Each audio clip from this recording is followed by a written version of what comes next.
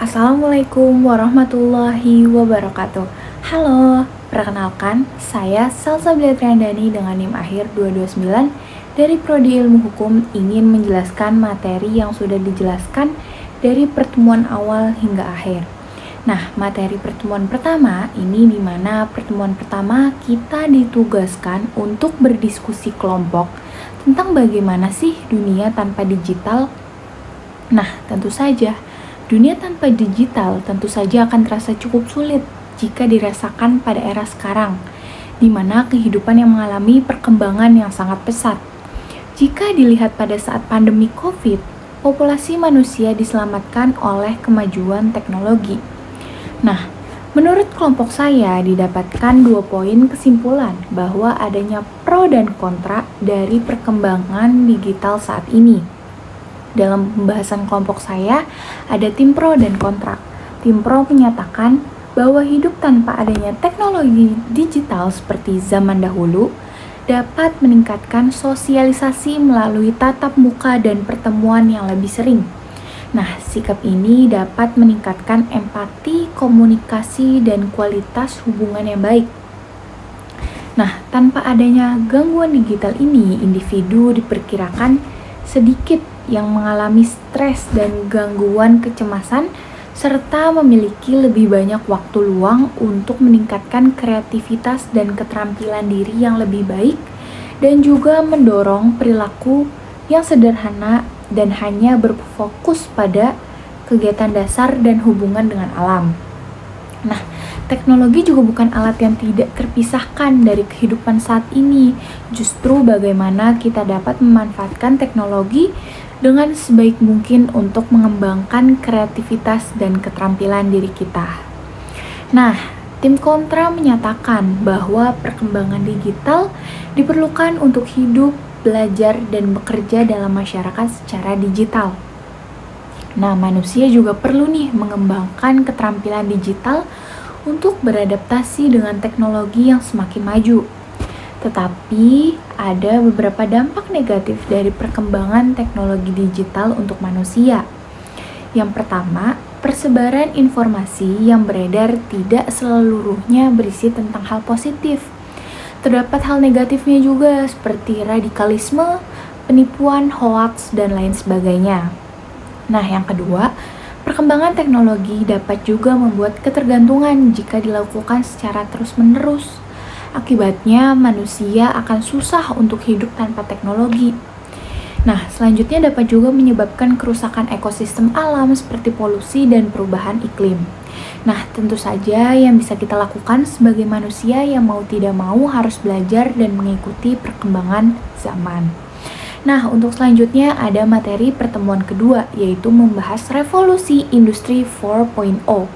Merupakan upaya transformasi menuju perbaikan dengan mengintegrasikan dunia online dan lini produksi di industri, di mana semua proses produksi berjalan dengan internet sebagai penopang utama. Mengapa sih disebut revolusi industri 4.0? Karena ini merupakan masa revolusi industri keempat atau yang disebut dengan revolusi industri 4.0 yang memberikan ledakan besar dalam dunia teknologi yang secara radikal mengubah cara manusia hidup dan bekerja. Nah, sejarah kemunculan atau fase tahapan revolusi industri 4.0 ini dimulai pada tahun 2016 dengan ditandai adanya digital ekonomi, big data, IoT, robotik, cloud system yang semua aktivitasnya berbasis teknologi hingga sekarang. Nah, tahapan revolusi industri itu dari 1.0 hingga 4.0. Yang pertama 1.0. Pada revolusi industri pertama terjadi perubahan secara besar-besaran di bidang pertanian, manufaktur, pertambangan, transportasi, teknologi. Nah, pada masa itu juga terjadi banyak pekerjaan yang mengandalkan tenaga manusia dan hewan.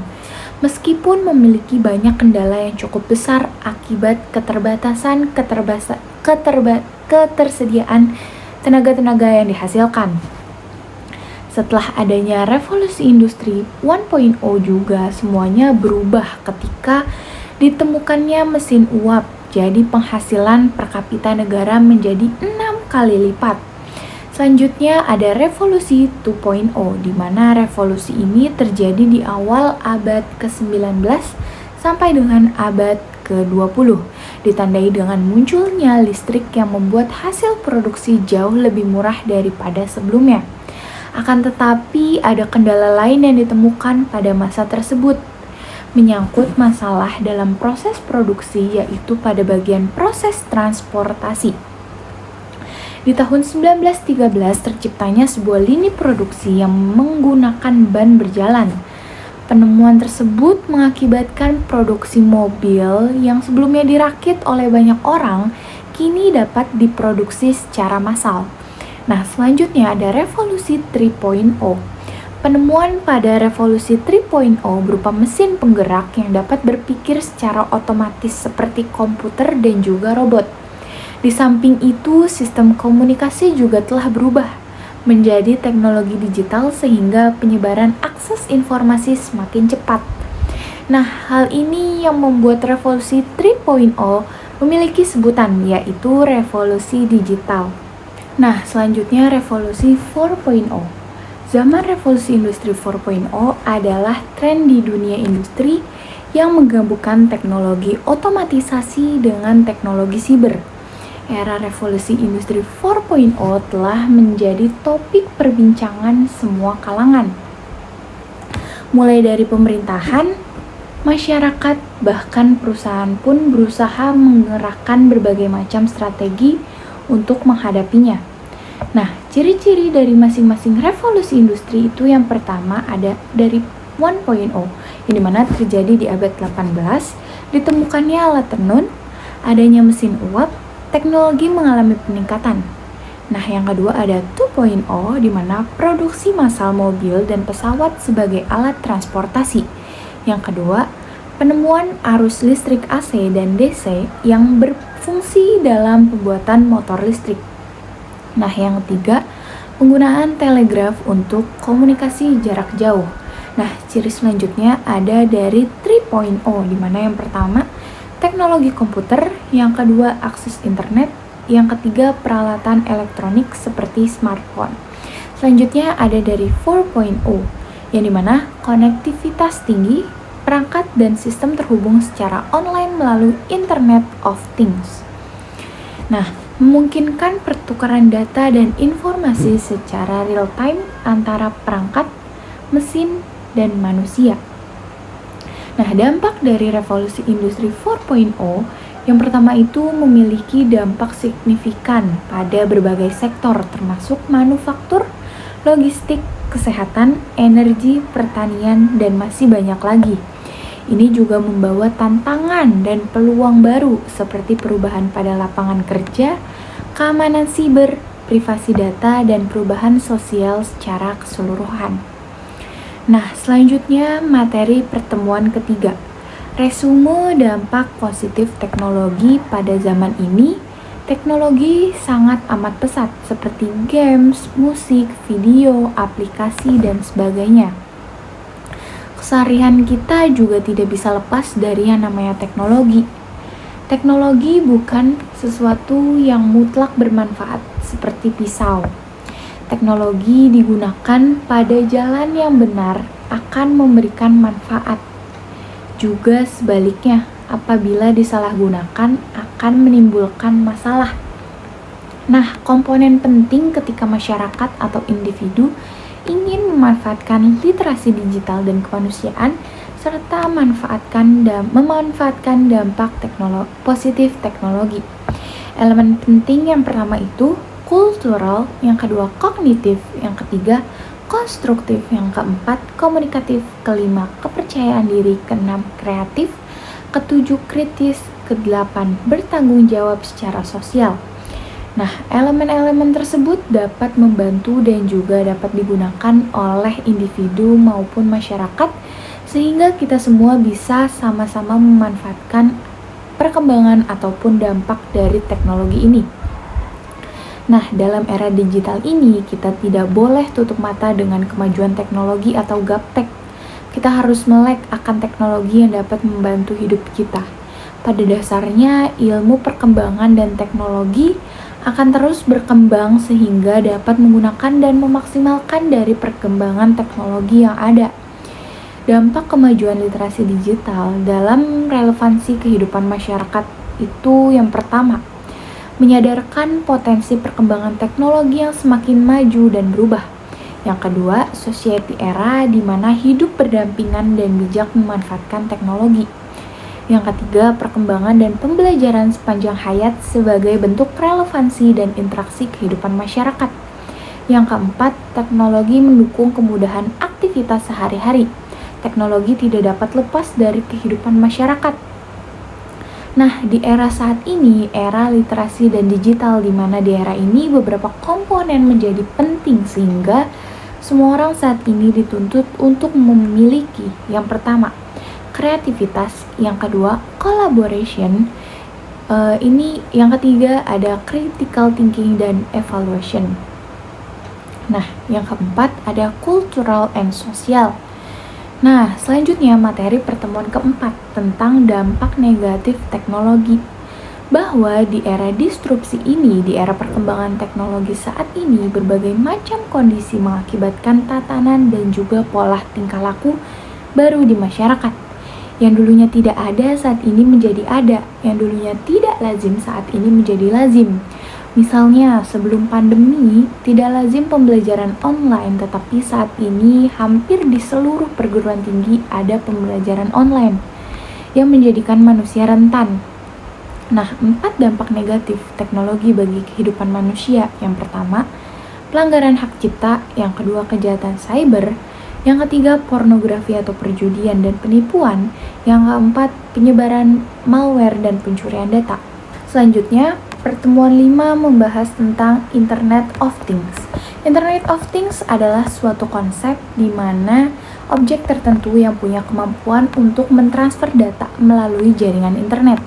Teknologi ini ditemukan pertama kali oleh Calvin Easton pada tahun 1999.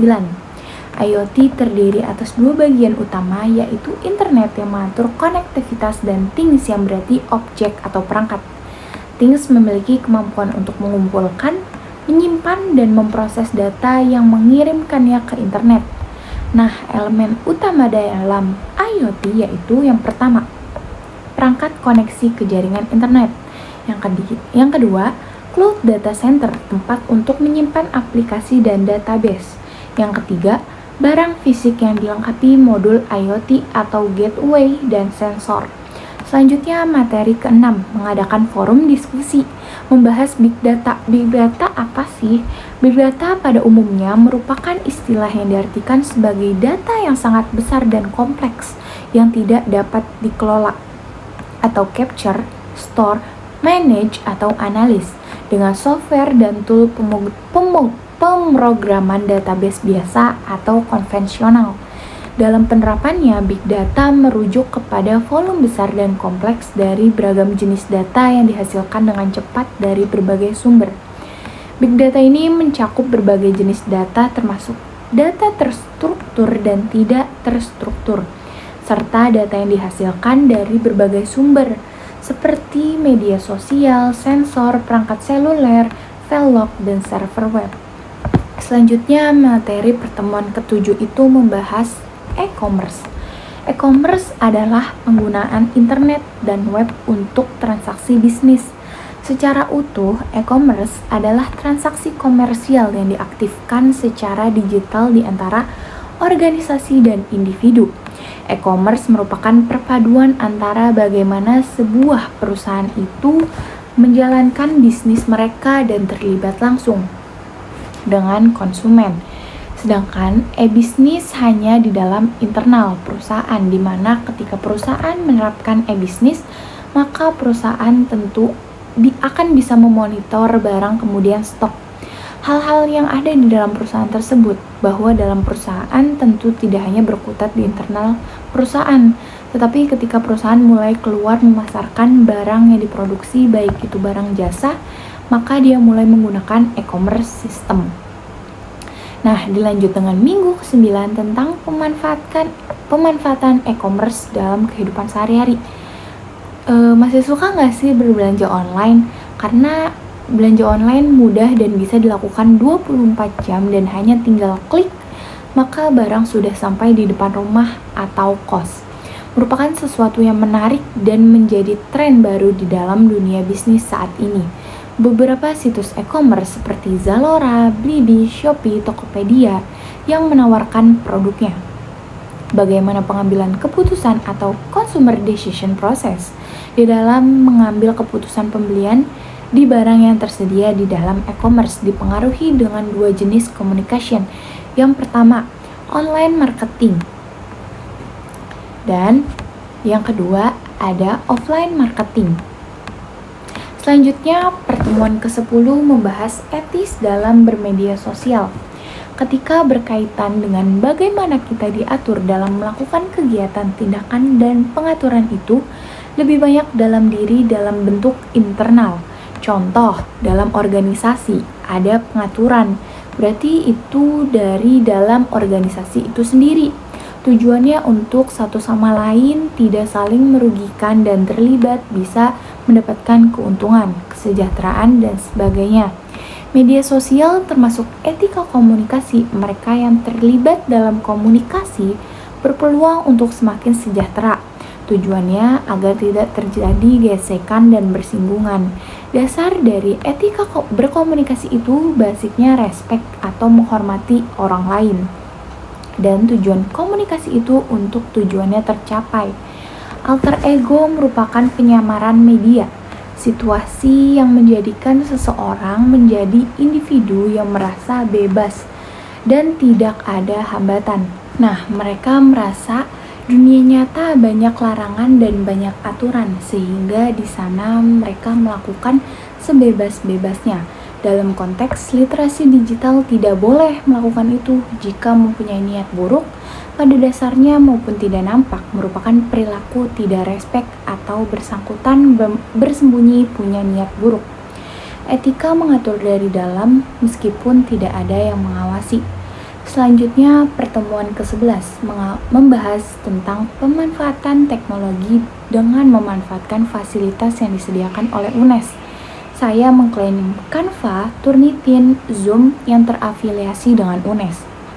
Selanjutnya, pertemuan ke-12 tentang hoax. Logical fallacy merupakan sebuah bentuk kesalahan berpikir di mana kita mendasarkan kebenaran pada arus mayoritas, yang dimana kita menganggap kalau mayoritas itu tidak mungkin salah. Media besar dengan reputasi terpercaya juga pernah salah. The New Republic, majalah yang berbasis di Washington DC, tercatat pernah meminta maaf untuk 27 berita keliru yang pernah diterbitkan. Bentuk lain dari logical fallacy adalah argumentum ad hominem. Ketika kita menerima atau menolak suatu gagasan karena identitas personal yang melontarkan gagasannya ataupun yang keluar dari kelompokmu, kamu percaya dan dari kelompok lawan pasti salah. Disebut echo chamber karena kamu hanya mau mendengar apa yang sesuai preferensimu, jadi cenderung mencari pembenaran daripada kebenaran. Nah, hasty generalization, ketika kamu punya keyakinan cuma berdasar pada sejumlah kecil kejadian atau fakta lalu digeneralisasi. Contohnya, punya pengalaman pernah dimarahi sama orang Sunda. Setelah kejadian itu, kamu menganggap semua orang Sunda pemarah. Nah, sikap overgeneralization ini jadi benih prasangka. Nah, makanya perlunya berpikir kritis karena ini merupakan masalah hidup dan mati. Selanjutnya, pertemuan ke-13 mengenal Undang-Undang ITE.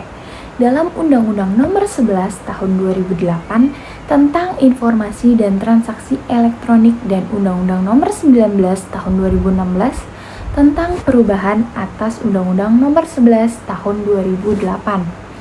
Selanjutnya, pertemuan ke-14, review film pendek. Tokoh utama bernama Randy yang memulai cerita dengan melihat sebuah unggahan di media sosial platform TikTok. Di sana terlihat sebuah video yang menggambarkan gaya hidup mewah dari seseorang konten kreator.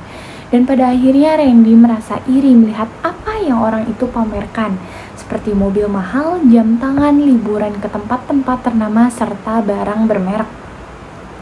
Dengan melihat unggahan tersebut membuat Randy merasa kurang puas dengan kondisi keuangannya yang terbatas itu. Di saat pencarian beranda aplikasi TikToknya itu muncul sebuah iklan pinjaman online atau pinjol. Iklan tersebut menjanjikan proses yang cepat dan mudah tanpa syarat yang rumit. Nah, dengan tekanan gaya hidup dan keinginan untuk meningkatkan status, Randy pun terpikat untuk mencoba layanan pinjaman online itu. Dengan limit sebesar 50 juta rupiah yang ia dapatkan itu, Randy menjadi pribadi yang boros dan tidak memikirkan keadaannya. Keputusan terkait pinjol ini menjadi masalah serius yang melibatkan utang, intimidasi, tekanan, dan konflik pribadi yang merusak kehidupannya. Nah, selanjutnya pertemuan materi terakhir yaitu ke-15 membahas konsep filter bubbles dan echo chamber. Filter bubbles adalah algoritma yang dibuat oleh media sosial di mana kita disuguhkan informasi-informasi yang sesuai dengan yang kita suka aja. Nah, selanjutnya echo chamber adalah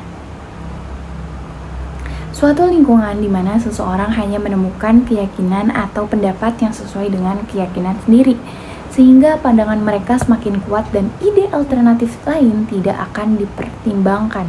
Integrasi teknologi digital ke dalam kehidupan sistem politik terutama pada fenomena filter bubble dan echo chamber merupakan sebuah tantangan bahaya yang dihadapi.